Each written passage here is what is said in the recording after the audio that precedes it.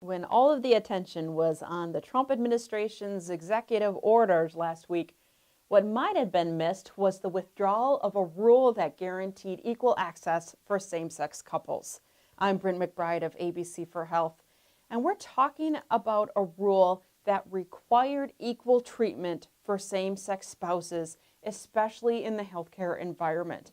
This rule was first introduced back in 2014. The Centers for Medicare and Medicaid Services proposed a change to the federal regulations when the Affordable Care Act was implemented to make sure that same-sex couples had the same guarantee of equal rights as heterosexual couples. Now, this express guarantee of equal rights was championed as an equity, a grand day for equity for all couples. And then fast forward to 2015, where we had a landmark Supreme Court opinion, Obergefell v. Hodges, that said there is no lawful basis for a state to refuse to recognize a lawful same-sex marriage performed in another state, which really cemented marriage equity across all of the states.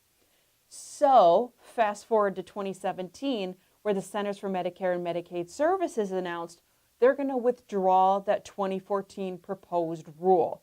That announcement was made very quietly, and it was made while there was a lot of noise going on in Washington about executive orders and the future of cost-sharing reductions and attempts to chip away at the Affordable Care Act protections. And so very few people actually noticed. And the Trump administration and CMS said, it's no big deal. The Obergefell opinion addressed many of the concerns raised in the proposed rule, and it's duplicative, so we really didn't need that rule anyway. Now, the big question is that true? Now, there are some states that, of course, are very opposed to same-sex marriage to this day, despite the Obergefell opinion, and they're starting to get creative.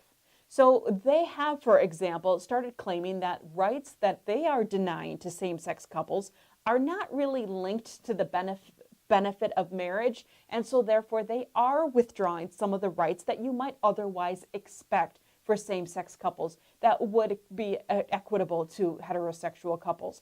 And some examples of this might be for something as simple as naming both parents on a child's birth certificate. That's one thing that some of the more conservative states that don't really like the idea that they have to acknowledge same-sex marriage are starting to chip away at, saying, well, it's not really a benefit linked to marriage, therefore we don't have to do it.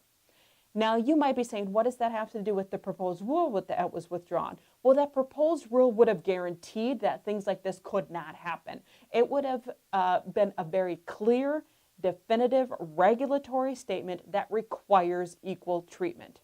So as states try to kind of work around the Obergefell language and try to carve out some nuanced language, we are not seeing such a clear, definitive statement as CMS suggested exist. You can decide for yourself. You can read that proposed rule that was written back in 2014. You can read the Obergefell v. Hodges decision if you want, and you can then read CMS's public statement on why they withdrew the rule, and they said because it was duplicative and we didn't need it anyway. We would suggest otherwise. We would always like to see a clear and transparent statement of equity and equal rights for all patients. You can put your finger on the pulse and join this conversation. Share your healthcare story. Send us an email or ask a question about this topic. And you can do all of that on our website at healthwatchwisconsin.org. Thanks for watching.